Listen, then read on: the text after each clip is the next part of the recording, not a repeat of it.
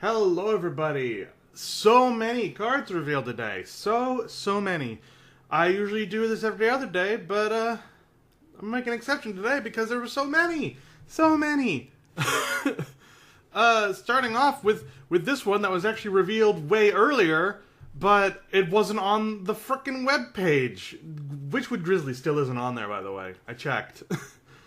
So I still don't know what's up with that. But this one was revealed either yesterday or the day before, and it just wasn't on the website for whatever reason. The Druid Legendary, 5 mana, 3/7, Duskfallen Aviana. On each player's turn, the first card played costs 0. It's awful. I think it's awful. I don't like it at all.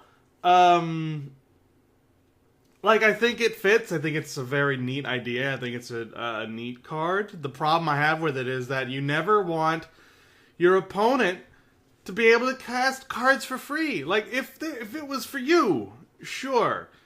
And look, the only way that this is good is if you can guarantee every turn that your first card is going to be better than their first card. And there's no way you can guarantee that. There just isn't. If you could guarantee that, why are you even playing? What are you doing? You win. Stop playing and go do something else. You've defeated the game. If you can guarantee that your cards will always be better than your opponent, then just stop playing. Give up. You've won. Move on. So, yeah, no. I don't know. There's no way. There's no way that you can guarantee that this won't bite you in the ass. So I can't say it's good. I just can't. It's no, absolutely not. Next, the Spectral Cutlass for Rogue. 4 mana, 2/2, lifesteal. Whenever you play a card from another class, gain +1 durability. So it's another one of those thief rogue type of cards where it gains stuff based on you having cards from a different class. I like the idea of a sort of like a different class rogue, but I've never really seen it work out too well. If it did ever work out, then this could be used in the late game. You wouldn't want to play this on turn 4. Because for only 2/2, for only 2 damage, you don't want to spend your entire turn on it, and it's not that good. But in the late game, once you've already got sort of stuff going, then you could probably guarantee that this thing stays alive for a good long time. So in that case, I could see it. Then it's just, an improved version of your hero power. But otherwise, I'm not too convinced. Yeah, the lifesteal is good, but it's not worth it. I still don't think it's worth the extra mana. Next, the Bog Shaper for Shaman. 7 mana, 4/8. Whenever you cast a spell, draw a minion from your deck. This works really good with Hagatha. I gotta say, this with Hagatha is yes. I did the math, by the way. I did the math, and there will be in standard 25 total shaman spells. And of them, 14 are passably good, 11 are fairly useless, and 7 of them are overload. And I counted overload as its own separate thing. So you've essentially got somewhere around like a 56-ish% chance of getting something good out of a random spell.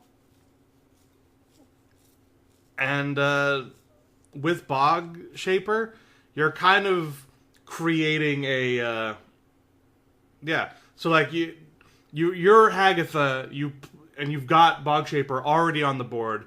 You play a minion, it draws a minion, you get... No. You play a minion, you get a spell. You play the spell, you get a minion. You play the minion, you get a spell. You play the spell, you get a minion.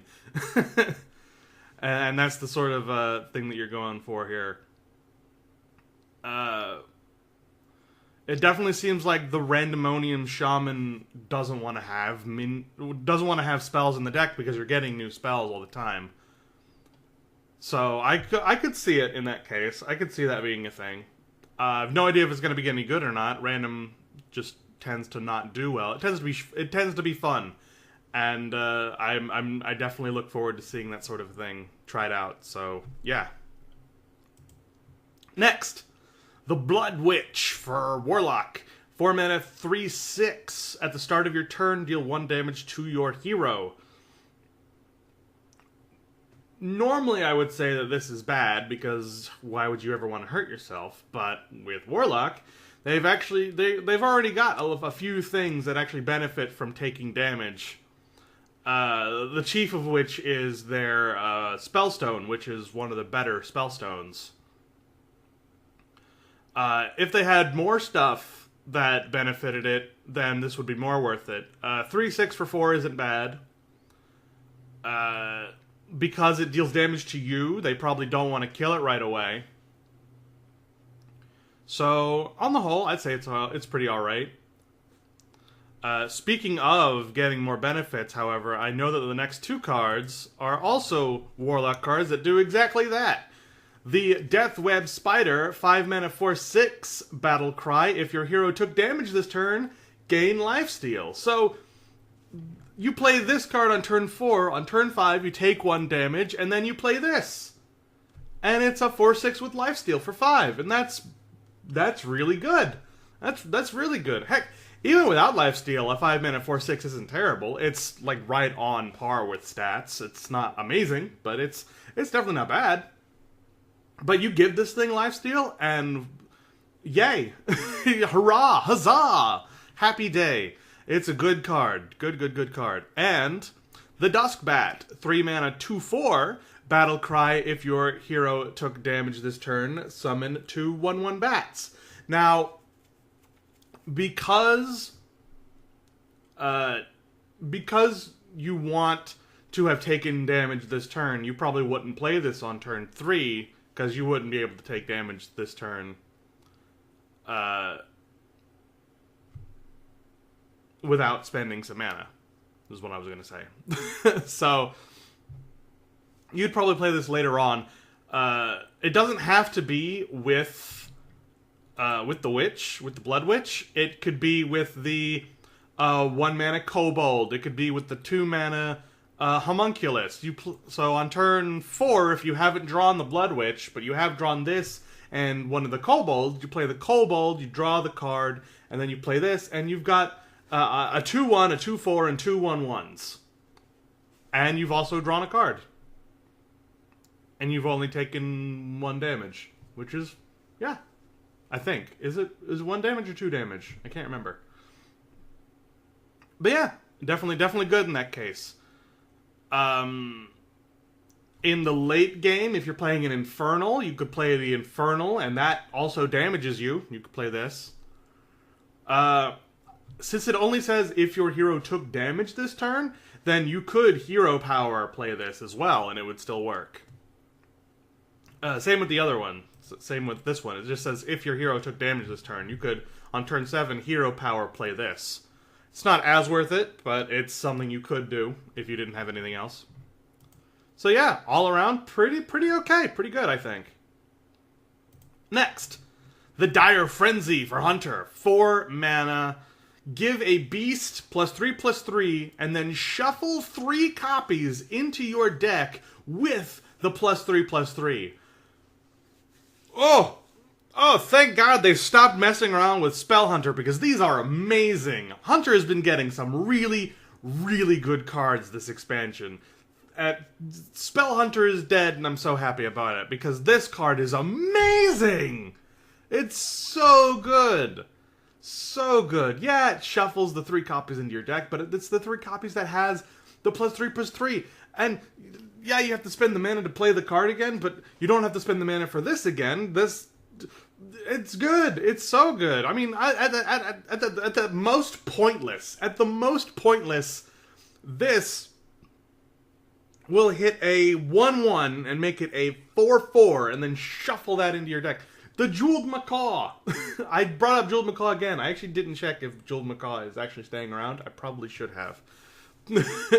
But I mean, heck, even the Ungoro Hatchling, the 2/1 Death Rattle shuffle a 4/3 into your deck.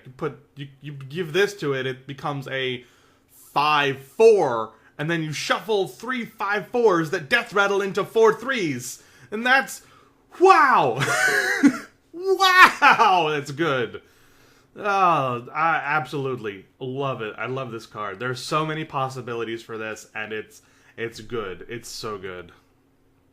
Next, the Swift Messenger, 4 mana, 2/6 with Rush. Each turn this is in your hand, swap its attack and health. This reminds me of that other Hunter card, the one that does this except it's stealth, and it's a 2/5.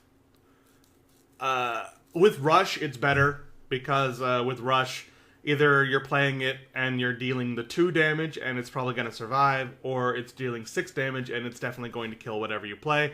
Yeah, it's sort of a counter card in that case, and you're spending 4 mana. It's basically 4 mana, deal 6 damage, or 4 mana, deal 2, create like a 2/4 or 2/2, which is not great. But, that doesn't necessarily mean it's bad. It is, like I've said before, it's sort of like it's a very good common card. Like, this is a good deck filler for, I think, with the Witchwood. It's going to be beaten out by a lot of other stuff, but I'm glad that it exists, and it'll be useful for the people who don't get all of the things they need for the deck they want to make. So, I guess it's good pack filler. It's not a good card, but it's a good pack filler. And that is what I'm going to go with. Next, the Gilnean Royal Guard, 8 mana, 3/8, Divine Shield Rush. Each turn this is in your hand, swap its attack and health. So kind of the same thing, except bigger. The caveat here is that it has Divine Shield. So if you play it, and it'll deal 8 damage and still be at full health. Or it'll deal 3 damage and still be at full health. And an 8 mana 3/8 is terrible. It's really, really bad. And an 8 mana 8/3 is also really, really bad. But an 8 mana 8/3 deal 8 damage might be okay. Or deal 8 damage to a minion might be okay.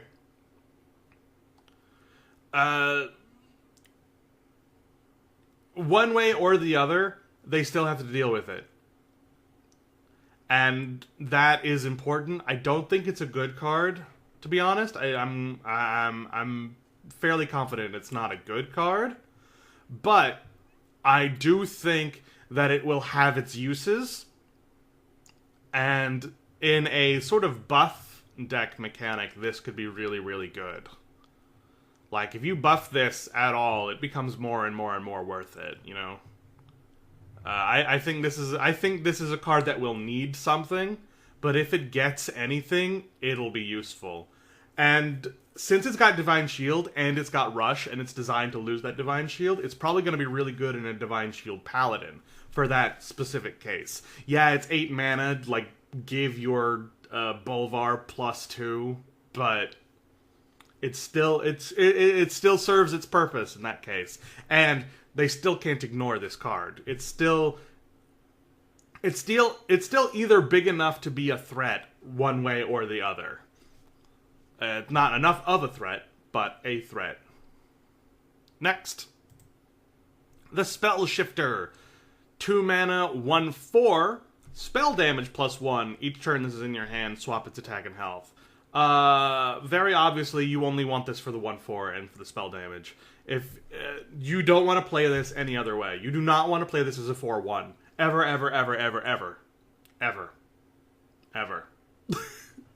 4/1 is bad. 4/1 is awful. Even for 2 mana, it's still bad. I know this to be true. If you buff this, fine, sure. A 6/3 for 2 is amazing. A 5/2 for this is amazing. If you adapt it or give it some health somehow, then it becomes like a 4/4 or whatever, then sure. Fine. But just on its own, you definitely want it to be a 1/4. The spell damage is very useful, especially for only 2 mana. Very, very nice. Really anything will be able to use it and get something good out of it. So, yeah. Cheap spell damage, good. Next. The Dullmaster Dorian. I think this is the last one. 5 mana, 2/6. Whenever you draw a minion, summon a 1/1 copy of it. Hard to argue. I think it's really good. 5 mana isn't too much to ask. You can play this and play a whole bunch of other cards. In any sort of a draw deck, you'd be able to play this, draw more cards, be able to automatically summon a whole bunch of 1/1s. I think in like Quest Hunter or in a draw like the new like hand druid they're going for, either one of those would be great for this. Murlocs would be fine because they have the draw Murloc cards. Like a Shaman Murloc deck could use this because you have the draw 2 Murlocs and stuff like that. The Randomonian Shaman with the Bog guy that I was talking about. What's it called? Oh gosh, I've lost him. Bog Shaper.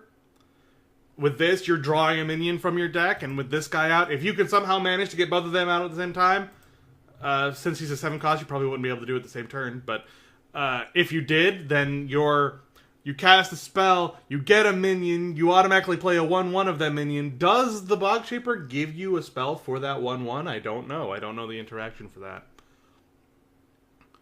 But either way, really anything that has lots of minions could use this. The new Hunter that's definitely coming back to life thanks to Dire Frenzy. You gotta put Dullmaster Dorian in that because that's amazing. Hunter period I think is going to like this card. Warlock might not like this card. Warrior is probably going to like this card. A 1/1 with Rush is still not bad. A 1/1 with Taunt is definitely not bad. Warriors, Taunt, or Rush.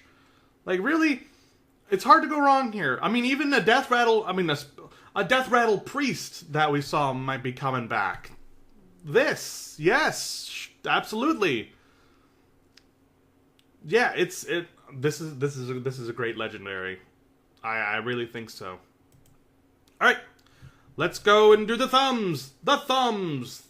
The I think it's good. I don't think it's good. It's probably not good. Thumbs. The Dustcall and Aviana? No, absolutely not. Spectral Cutlass, maybe, but I don't think so. Bog Shaper, yes. Blood Witch, yes. Death Web Spider, yes. Dusk Bat, yes. Call me an optimist. Dire Frenzy, oh yes. Swift Messenger, maybe, but probably not. Gilnean Royal Guard, same. I probably should say no, but I'm going to say maybe. I probably should say no. Spell Shifter, same, again. And Dullmaster Dorian, yes. There have been some very, very good cards this time around. I think so. Yeah. Goodbye, everybody.